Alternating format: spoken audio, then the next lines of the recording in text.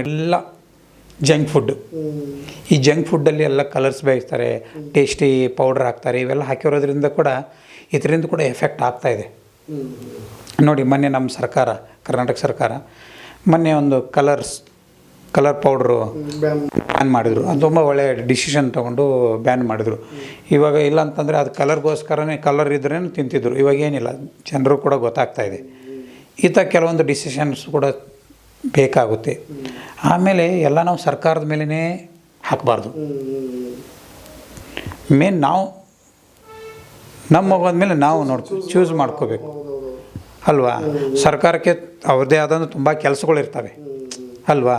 ಹಾಗಾಗಿ ನಾವು ಅವ್ರಿಗೆ ಪ್ರೆಸರ್ ಕೊಡೋಕೆ ಹೋಗಿ ಒಬ್ರಿಗೆ ಏನಿಗೂ ಅನ್ನೋಕ್ಕೆ ಹೋಗಿ ಎಲ್ಲ ಇರಬಾರ್ದು. ಫಸ್ಟ್ ನಮ್ಮ ಬೇಸಿಕ್, ನಮ್ಮಲ್ಲಿ ಏನಿದೆ ಬೇಸಿಕ್ ನೀಡ್ ಏನಿದೆ ಅದೆಲ್ಲ ನಾವು ನೋಡ್ಕೋಬೇಕು.